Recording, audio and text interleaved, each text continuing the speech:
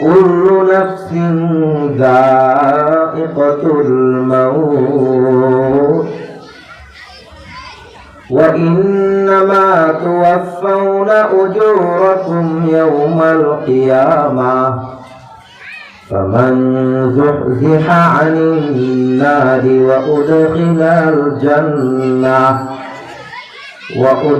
الجنة فقد فاز وما الحياة الدنيا إلا متاع الغرور. قال النبي صلى الله عليه وسلم: المرأة إذا صلت خمسها وصامت شهرها وأحصنت فرجها وأطاعت بعلها فلتدخل من أي أبواب الجنة شاءت أو كما قال النبي عليه الصلاة والسلام. আমার আম্মা জানেরা, আমার মা বোন যারা এখানে আছে গো, কোন রকম ভূমিকা রাখবো না। ডাইরেক্ট আমি কুরআনুল কারীমের যে আয়াতে কারিমাটা তেলাওয়াত করেছি আমি তরজমা করে যাচ্ছি। আমার মা, বোন, মাইকের আওয়াজ যত দূর পর্যন্ত যায় যারা শুনতেছে সকলের জন্যই কথা। আল্লাহ বলেন, কুল্লু নাফসিন যায়িকাতুল মাউত। দুনিয়ার জমিনে প্রাণওয়ালা যত বস্তু আছে, যত জীব আছে, যত প্রাণী আছে, প্রত্যেককেই একদিন মৃত্যুর স্বাদ গ্রহণ করতে হবে। এমন নয় যে কেউ বেঁচে থাকবে, কেউ আবার দুনিয়া থেকে বিদায় নিবে, এমন না। আশেপাশে খেয়াল করে দেখো গো মা, কত মানুষ তোমার পাশেই ছিল কিন্তু আজকে দুনিয়ার জমিনে নাই। কত মা বোন এখানে আছে গো, বিবাহের সময় ঘরে শ্বশুর ছিল, শাশুড়ি ছিল, কিন্তু আজকে সময়ের ব্যবধানে নিজের দিকে তাকায় দেখো, ঘরের শ্বশুরও নাই, শাশুড়িও নাই, দেবর ছিল, দেবরও নাই, ভাসুর ছিল, ভাসুরও নাই। অর্থাৎ বোঝা যায় কেউই আমরা দুনিয়ার জমিনে চিরদিন থাকবো না। আল্লাহ রাব্বুল আলামিন এই বয়ানটাই পাবলিককে জানায় দেয়, কুল্লু নাফসিন যায়িকাতুল মাউত। এ লোক সকল শোনো রে, যত প্রাণী আছে কোনো প্রাণী মৃত্যু ছাড়া থাকবে না। প্রত্যেক প্রাণী একদিন মৃত্যুর সাথে গ্রহণ করিবে। وإنما توفون أجوركم يوم القيامة। এ আমার মা, আমার বোন শোনো রে, দুনিয়ার জমিনে কে কি করলা এর প্রত্যেকটা কাজের হিসাব আল্লাহর সামনে আমাকে দিতে হবে। কিয়ামতের দিন আল্লাহ রাব্বুল আলামিন তার প্রত্যেকটা বান্দার হাতে আমলনামা দিয়ে দিবে। আমলনামা গুনে নিয়া নিজের আমলনামা নিজেই দেখবে আর পড়তে থাকবে। আহারে, কত মা, কত বোন, কত মানুষ তার নিজের আমলনামা দেখবে আর চোখে ঝরঝর করে পানি ছাড়া দিবে। অনেক লোকই বলবে, আহারে, আমার আমলনামায় এত বড় গুনাহের কথা লেখা, আমি তো দুনিয়ার জমিনে এত বড় পাপাচার করি নাই, এত বড় গুনাহ করি নাই, আমার আমলনামায় এত বড় গুনার কথা কেমনে আসলো? অনেক লোক সেদিন চিন্তা করবে আর নিজের আমলনামা দেখবে, আবার কেউ কাঁদবে, কেউ হাসবে, কেউ আনন্দ উৎফুল্ল উদ্দোলিত হতে থাকবে। কেউ কেউ বলবে, আহারে আমি দুনিয়ার জমিনে এত বড় দান সদকা করি নাই, আমার আমলনামায় দানের সওয়াব দেখা যায়, এই দানের সওয়াব কেমনে আসলো গো? এ মা শোনো, বলে যাই আমার আম্মা জানেরা, অনেক মা অনেক বোন তাদের আমলনামা নিজের চোখ দ্বারা নিজেরা দেখবে আর পড়বে, বলবে আরে আমি তো অমুকের নামে গীবত করেছিলাম, আমি তো অমুকের নামে মিথ্যাচার করেছিলাম, পৃথিবীর জমিনে তখন কেউ আমাকে এটা দেখে নাই, কিন্তু আমার আমলনামায় কেন জানি এটা উঠে আসছে। আহারে আমি একদিন পাপাচার করেছিলাম, আমি একটা অন্যায় করেছিলাম, এই অন্যায় করার সময় গভীর রজনীতে অন্যায় করেছিলাম, পৃথিবীর কেউ আমাকে দেখে নাই, কেউ আমাকে দেখে নাই, কিন্তু আজকে আমার আমলনামায় দেখা যায় পাপের কথাটা লেখা আছে গো মা। সেদিন মানুষগুলো কান্না করতে থাকবে, নিজের আফসোসের সীমানা থাকবে না, খালি বলবে আহারে এই পাপের কথা কেমনে আসলো। আল্লাহ রাব্বুল আলামিন সূরা ইয়াসিনের ভিতরে জানায় দেয়, আল-ইয়াওমা নাখতিমু আলা আফওয়াহিহিম ওয়া তুকাল্লিমুনা আইদিহিম ওয়া তাশহাদু আরজুলুহুম বিমা কানু ইয়াকসিবুন। এ মা, কত মানুষ দুনিয়ার জমিনে মিথ্যা কথা বলে, মাগো কিয়ামতের দিন আল্লাহর সামনে মিথ্যা বলার জন্য চেষ্টা করবে, কিন্তু আল্লাহ তো নেই পরায়ণ, আল্লাহ তো বিচার দিবসের মালিক। আল্লাহ রাব্বুল আলামিন মানুষের মুখের মধ্যে মোহর মায়া দিবে, মানুষের হাত সেদিন আল্লাহর দরবারে সাক্ষ্য প্রদান করবে, মানুষের পা গুলো আল্লাহর সামনে সাক্ষ্য প্রদান করবে, মানুষ সেদিন মিথ্যার আশ্রয় নিলেও বাঁচতে পারবে না। মাগো তেমনি একটা দৃষ্টান্ত আপনাদেরকে শোনাই, এখনো পর্যন্ত কথার আওয়াজ আসে, একটু বন্ধ করতে হবে। আমার মা ইমাম মালিক রাহমাতুল্লাহি আলাইহির জামানায় মক্কায় একজন মহিলার ইন্তেকাল হয়ে গেল। মাগো গভীর মনোযোগ আকর্ষণ করি মা, মক্কায় একজন মহিলার ইন্তেকাল হয়ে যায়। যেহেতু মহিলাদের ইন্তেকালে মহিলাদের দাফন কার্য সম্পাদনের জন্য, মহিলাদেরকে গোসল দেওয়ানোর জন্য মহিলা মানুষই থাকে। মাগো এই একজন মহিলা যে ইন্তেকাল করেছে মক্কা নগরীতে, গোসল দেওয়ানোর জন্য অন্যান্য মহিলারা চলে আসছে। গোসল দেওয়ানোর সময় যে মহিলাটা সারা শরীর ডলে ডলে গোসল করিয়ে দিচ্ছে গো মা, এই মহিলাটা তার শরীরে যখন হাত দেয়া গোসল করাচ্ছে, যখন এই মহিলার হাতখানা ওই মৃত মহিলার রানের কাছে গিয়েছে, উরুর কাছে যখন গিয়েছে, যে মহিলাটা গোসল করায় এই মহিলাটা আশপাশে থাকা মহিলাদেরকে বলতেছে, যার গোসল দেওয়াচ্ছি এই মহিলাটা অমুকের সাথে জিনা করেছে। যেই মাত্র গোসল করে মহিলা নিজের জবান দিয়া এত বড় একটা কথা বলে ফেলাইছে, সাথে সাথেই ওই রান মোবারকে থাকা হাতটা অটোমেটিক ওই রানের সাথে আটকা গেছে, বন্ধ হয়ে গেছে।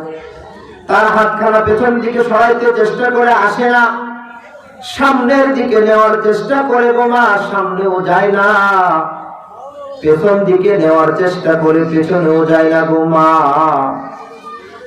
এই মহিলা অনেক শক্তি খাটাইতে লাগলো, কি ব্যাপার, আমার হাত কেন মৃত মহিলার রান থেকে উরু থেকে সরে না? এক পর্যায়ে সাথে থাকা মহিলাগুলো তার হাত ধরে টানতে লাগলো।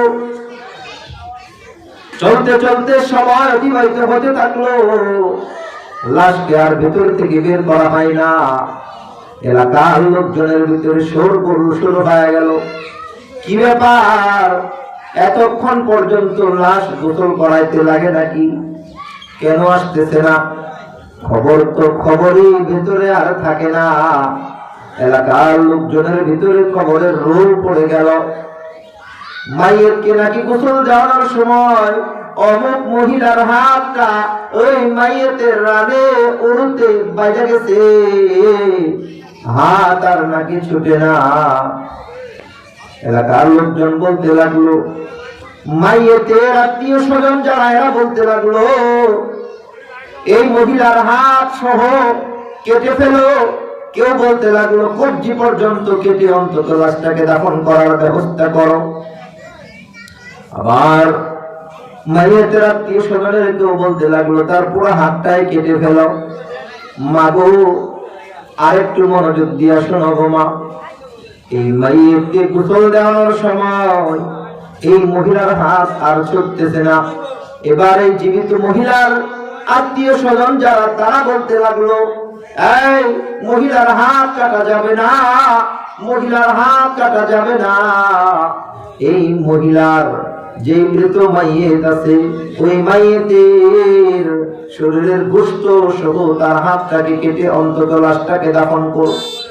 দুপক্ষের মধ্যে এক পর্যায়ে একটা বিবাদ সৃষ্টি হয়ে গেল, ঝগড়া লেগে গেল। কি করবে ভেবে পাচ্ছে না। এলাকার লোকজন মিলে একজন এলাকার প্রবীণ মুরব্বীর কাছে চলে যায়, পরামর্শ করতে লাগলো কি করা যায়। মাইয়েতের রানের উপরে তো মহিলার হাত খানা আটকে গেছে। এবার মুরব্বী কিছুক্ষণ চিন্তা ভাবনা করে তাদেরকে পরামর্শ দিয়েছে, চলো ওই যে অমুক জায়গায় একজন ইমাম আছে, প্রবীণ ইমাম, তার কাছে গিয়ে অন্তত পরামর্শ করা যেতে পারে কি হবে। ইমামটার নাম হলো ইমাম মালিক রহমাতুল্লাহি আলাইহি। আমার মা, আমার বোন, এলাকার লোকজন একত্রিত হইয়া ইমাম মালিক রহমাতুল্লাহি আলাইহির কাছে চলে গেল। ইমাম মালিক রহমাতুল্লাহি আলাইহি, ঘটনা লম্বা কিন্তু আমি সংক্ষেপে বলে যাচ্ছি গো মা। ইমাম মালিক রহমাতুল্লাহি আলাইহির কাছে বিস্তারিত ঘটনা খুলে বলল।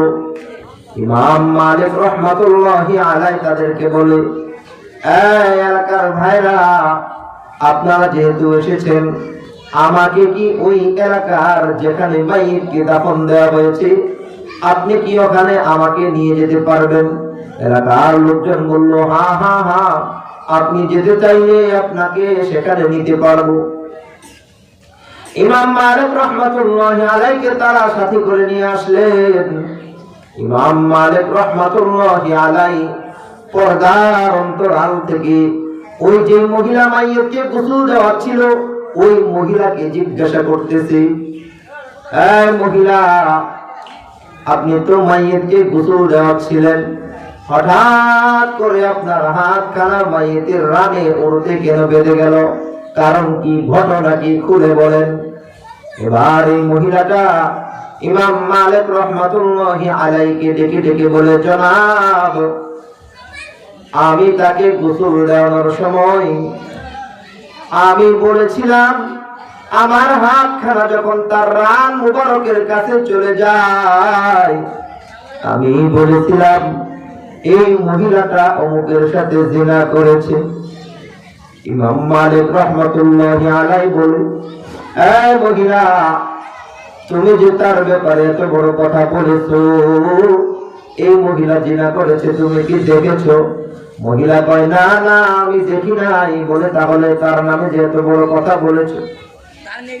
মহিলাকে আবার জিজ্ঞাসা, তুমি কেমনে বুঝছিলা যে তুমি কেমনে বুঝছিলা যে অমুকের সাথে সে জেনা করেছে? তোমার কাছে কি দুইজন সাক্ষী আছে নাকি? মহিলা বলে, না না না, আমার কাছে কোনো সাক্ষীও নাই। ইমাম মালিক রহমাতুল্লাহি আলাইহি বলে, এই মহিলা, এত বড় কথা বলেছো, হয়তো এই কথাটা তার সামনে মিথ্যা বলা হয়েছে, হয়তো ভাই মহিলাটা কোনো জেনাকারী নয়, কেমনে বললা আবার বলো। এবার মহিলা বলে, আমি একদিন দেখতেছিলাম নদীর থেকে কলসিতে পানি উঠাইয়া এই মহিলাটা অমুকের বাড়ির সামনে দিয়া যাচ্ছিল।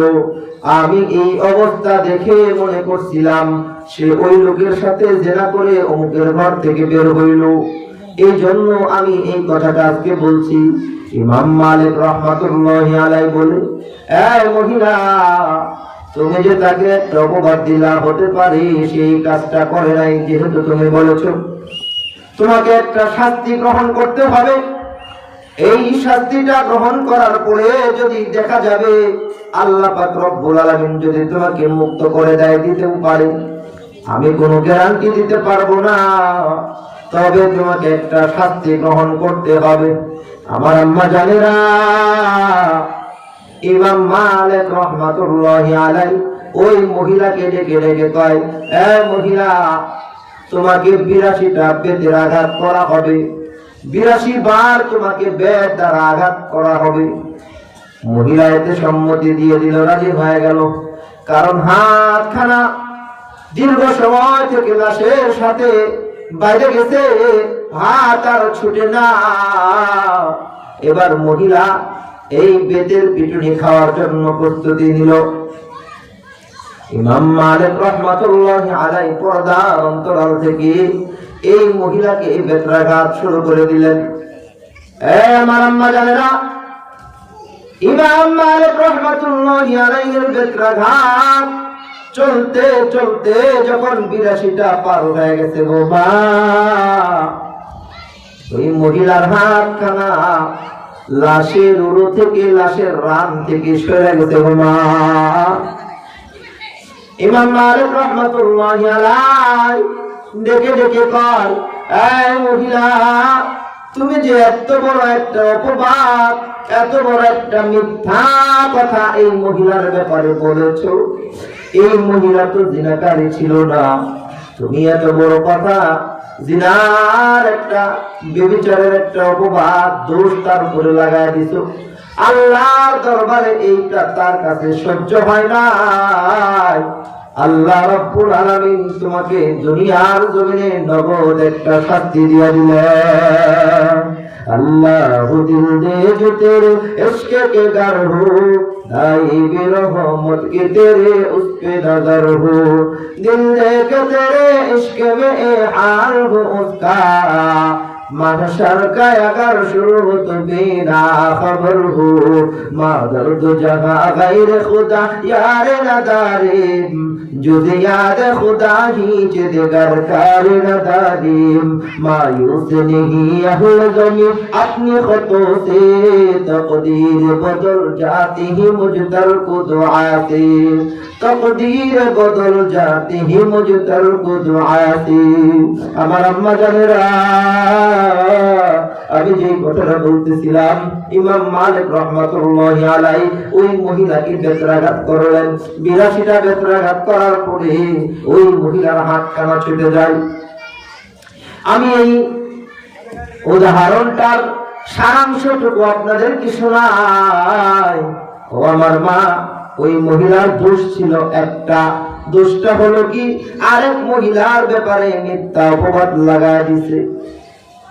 ও আমার মা, ও আমার বোন, আমরা তো কোনো মহিলার ব্যাপারে মাত্র একটা না, দুইটা না, তিনটা না, হাজার হাজার দোষ আমরা লাগায় দেই। কোনদিন তাকে চিনিও না। কোন মেয়ের বিয়ের ঘর আসলো, আমরা কিন্তু তাকে চিনি না। দেখা যায় আমাদেরকে যদি কখনো জিজ্ঞাসা করে অমুক রে চিনি, কয় চিনি, কয় তাহলে মেয়েটা সম্পর্কে বলো। এবার অনেকে আছে কয় এই মেয়ে একেবারে ভালো না, খারাপ। আমার মা, কত মানুষের ব্যাপারে আমরা খারাপ কথা বলি, কত মানুষের ব্যাপারে বাজে মন্তব্য করি গো মা। একটিবারের জন্য চিন্তা করি না, একটিবারের জন্য ভাবি না আমি কোন মহিলাকে, কোন মেয়ের ব্যাপারে এত বড় মিথ্যা কথা বললাম। এই মিথ্যা কথাটা যদি আল্লাহর দরবারে বরদাস্ত না হয় গো মা, তাহলে আল্লাহর পক্ষ থেকে আমার উপরে লানত বর্ষিত হবে।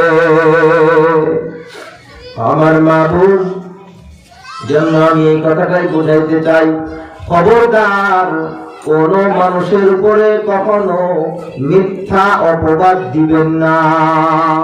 এক নাম্বার কথা শুনে রাখেন, কোন মানুষের ব্যাপারে কখনো মিথ্যা অপবাদ দিবেন না, কোন মেয়েদের ব্যাপারে অপবাদ দিবেন না। যদি আপনি না জানেন চুপ করে থাকবেন, অন্তত মিথ্যা কথা বলবেন না। কোন মানুষ এসে আপনাকে জিজ্ঞাসা করলো এটা কি, আপনি জানেন না, তাহলে বলবেন না। এমনি এমনি পণ্ডিতি করতে গিয়া যদি বলে ফেলেন আর যদি মিথ্যা হয়ে যায়, কাল কিয়ামতের দিন এই মিথ্যা বলার অপরাধে আল্লাহর সামনে হাজার হাজার কোটি কোটি মানুষের সামনে আপনাকে লজ্জিত হতে হবে। আমার মা, আমার বোন, এই জন্য কোন মানুষের ব্যাপারে মিথ্যা কথা বলবো না।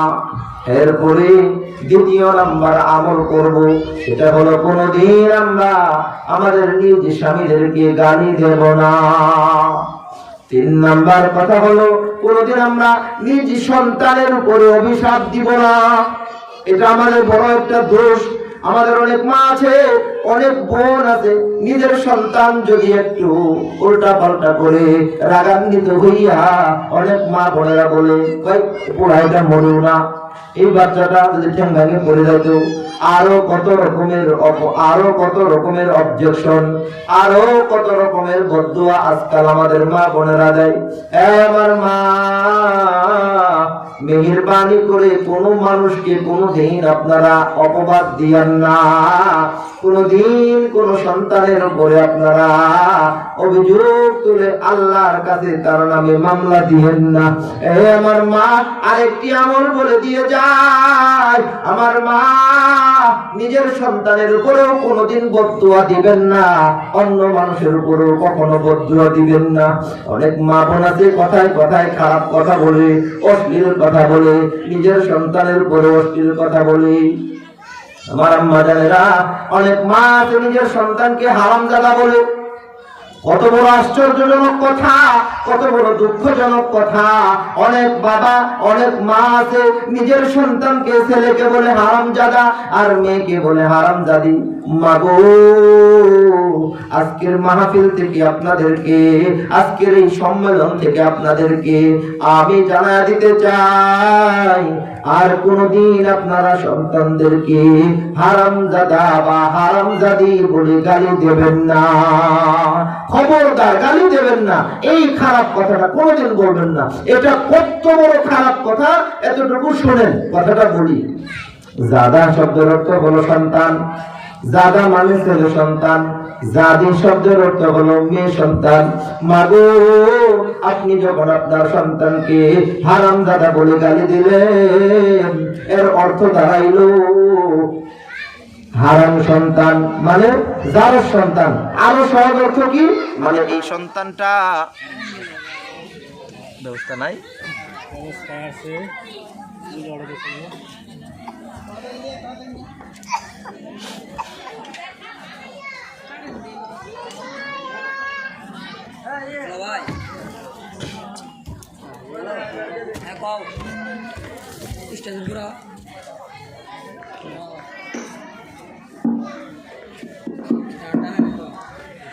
আমার আম্মা জানেরা, আমি যে কথাটা বলতেছিলাম গো মা, যদি কখনো আপনার সন্তানকে আপনারা হারামজাদা বলেন, এই হারামজাদা শব্দের অর্থ হলো হারাম সন্তান, অর্থাৎ আপনার নিজস্ব স্বামী দিয়া এই সন্তান হয় নাই, এই সন্তানটা আরেক স্বামী দিয়া হইছে, তাহলে আপনি কেন এত বড় গালি দিলেন?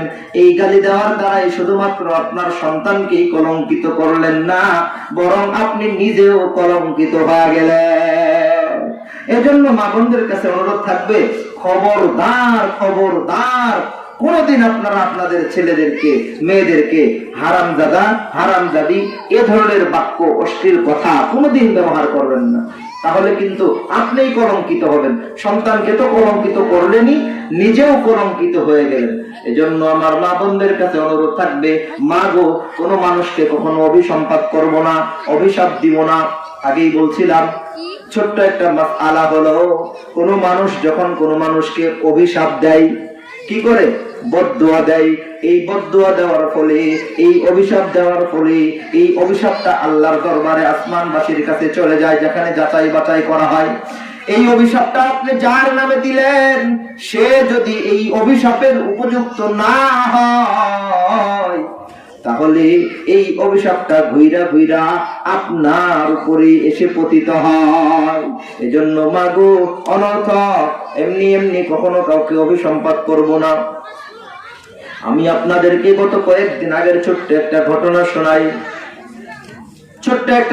শোনাই গো মা। একটা বাড়িতে একটা ছোট্ট একটা সন্তান, মা তাকে তিল তিল করে বড় করেছে। সন্তানটা হাঁটতে পারে না, চলতে পারে না, প্রতিবন্ধী সন্তান। এই আমার মা এই প্রতিবন্ধী সন্তানটাকে নিয়ে মা কোথাও যাইতে পারে না, কোথাও কাজ থাকলেও কোথাও আর যাইতেও পারে না, সব সময় বাড়িতে সময় দেয় গো মা। বাস্তব ঘটনা বলতেছি মা গো। এবার এই মহিলা একদিন কোন একটা কাজে এসে বাড়ি থেকে বের হয়েছে, এক জায়গায় যাবে। সন্তানের বয়স লালন পালন করতে করতে মোটামুটি 12-13 বছর বয়স হয়েছে। নিজের সন্তানকে হুইল চেয়ারে বসায় রাখা মা চলে গেছে অন্য এক জায়গায়। পাশের বাড়ির লোকদেরকে বলছে, শীতের দিন আমার যদি ফিরতে রাত হয়ে যায়, তাহলে আমার সন্তানটাকে তোমরা একটু কষ্ট হইলেও আমার সন্তানটাকে ঘরে উঠায় রাখো। মা এই কথা বইলা তার নিজের কাজে চলে গেছে। ফিরতে ফিরতে রাত 10টা বেজে গেল। এই মা যখন বাড়িতে আসছে, মায়ের কাছে সন্তান কখনো বড় হয় না, বাবা মার কাছে সন্তান কখনো বড় হয় না, বাবা মার কাছে সন্তান আদি কখনো দোষী হয় না। মা গো, একটা সন্তানকে কত আদরে আর কত কষ্টে মা বাবা বড় করে, এটা মা বাবাই ভালো জানে। মা গো, এবার এই মহিলাটা রাত্রিবেলা 10টার সময় যখন বাসায় আসলো, আয়সা দেখে বাড়ির আঙ্গিনায় তার নিজের সন্তানটা কনকনে ঠান্ডার ভিতরে হুইল চেয়ারে বসা।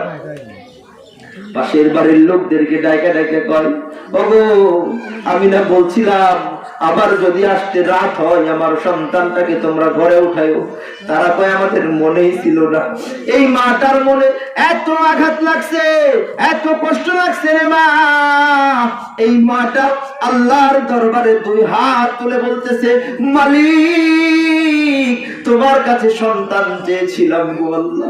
জানি না কোন অপরাধের কারণে তুমি আমাকে সন্তান দিয়েছো, কিন্তু প্রতিবন্ধী। মালিক, যে সন্তানটাকে তুমি দিয়েছিলা, এত কষ্ট করে লালন পালন করে এতদিন পর্যন্ত বড় করেছি, কিন্তু আজকে রজনীতে এসে দেখলাম আমার এই সন্তানটা এখনো পর্যন্ত কনকনে শীতের ভিতরে বসা, কুয়াশার পানি দিয়া পুরা শরীর ভিজে গেছে। মালিক আল্লাহ, আমাকে যেমন আপনি সন্তানের মালিক বানাইছিলেন, আমি আপনার কাছে দোয়া করিতেছি গো মালিক, আপনি আমার সন্তানটাকে উঠায় আনেন। মায়ের আঘাত লেগেছে, অন্তরে বড় কষ্ট লেগেছে। আমার মা আল্লাহর দরবারে দোয়াটা কবুল হয়ে গেছে।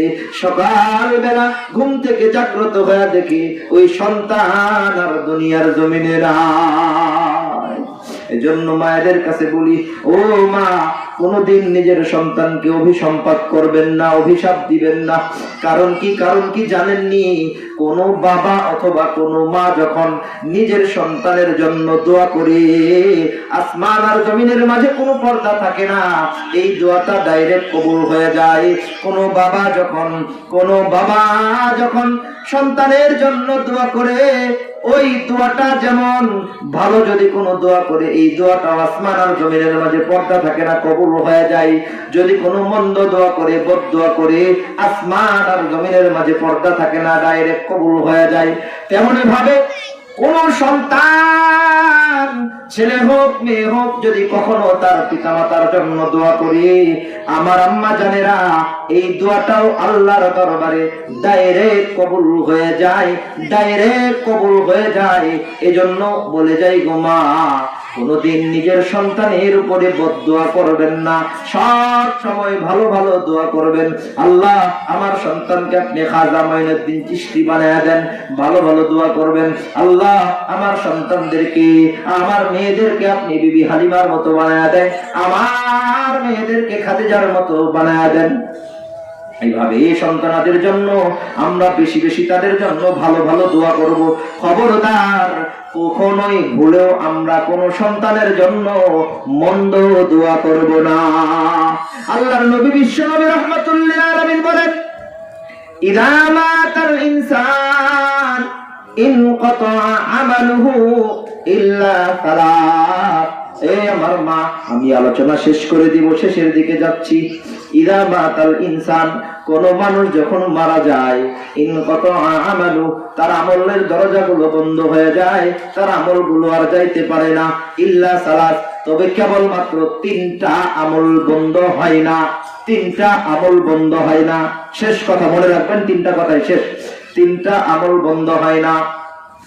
এই তিনটা আমলের নেকিগুলো কোন মানুষ মারা গেলে যদি তার এই তিনটা আমল দুনিয়ার জমিনে থাকে, তাহলে এই তিনটা আমলের নেকিগুলো অন্ধকার কবরে শুয়া শুয়া সে পাইতে থাকে। এক নাম্বার হলো, কেউ উঠবেন না, এক নাম্বার হলো সাদকাতুল জারিয়া, এক নাম্বার হলো সাদকা জারিয়া। মা, আমার বোন, আপনাদেরকে বলে দেই, এক নাম্বার হলো সাদকা জারিয়া। সাদকা এমন একটা জিনিস, as-সাদাকাতু তারুদ্দুল বালা। সাদকা করার দ্বারাই এমনও কিছু বিপদ আছে, এমনও কিছু মুসিবত আছে, যেই মুসিবত গুলো আস্তে আস্তে কাটা যায়, যেই মুসিবত গুলো আল্লাহ রাব্বুল আলামিন রদ করে দেয়। আমার মা, আমি এই তিনটা কথা যদি না শুনে যান, তাহলে বুঝবো ওদের কিছুই বুঝেন নাই। আমার আম্মা জানেরা কেউ উঠবেন না। এক নাম্বার হলো সাদকাতুন জারিয়াতুন, দুই নাম্বার হলো ইলমুন ইয়ানতাফিউ বিহি, এমন ইলম যে ইলমটা শিক্ষা করলো, এমন উপকারী ইলম যে ইলম নিজে শিখলো এবং অন্যদের মাঝে পৌঁছায় গেল। তিন নাম্বার হলো ওয়ালাদুন সালিহুন ইয়াদউ লাহু। এই বিষয়টাতে আরেকটু সামনে কথা বলবো। আমার আম্মা জান, আপনারা যারা আছেন, আমি এই শেষের কথাটা বাকি রাখলাম। যদি কেউ শুনে যেতে চান, তাহলে আরেকটু ধৈর্য ধরতে হবে গো মা। যেই কথাটা বলতেছিলাম, সাদকাতুন জারিয়াতুন, এই সাদকা জারিয়া এমন একটা বিষয়, এমন একটা জিনিস, মানুষ দুনিয়া থেকে বিদায় নিয়ে চলে যায়। মাগো, আপনাদের এলাকার আশপাশ থেকে কত মহিলা, কত মানুষই না দুনিয়া থেকে বিদায় নিয়ে চলে গেছে, ঠিক না? कैसे कैसे ताजदारा बादशाह चल गई, कैसे कैसे ताजदारा बादशाह चल गई, ओ खजाना बालकाना शान शौकत क्या हुई, कैसे कैसे खूबसूरत रानिया शहजादिया तन बदन सब गल गई है, शिकिल सूरत क्या हुई। আমার আম্মা জানেরা, কত মহিলারা এলাকায় ছিল, রূপের বাহাদুরি করত, রূপের অহংকার করত, কত বড় বড় টাকা পয়সা ওয়ালারা আজকে দুনিয়াতে ছিল। দুনিয়া দেখো গো, এখন কিন্তু নাই। সবাই ওই অন্ধকার কবরে পোকা মাকড়ের খাবারে পরিণত হয়ে গেছে। এজন্য যেহেতু আমরা আজকে ডাকপাড়া মহিউসুন্নাহ নুরানী হাফিজিয়া কওমি মহিলা মাদ্রাসার মাহফিলে আমরা এসেছি, আমার মা বোনদেরকে বলবো, মা গো, প্রত্যেকটা মাদ্রাসায় কিন্তু আপনাদের অনুদানে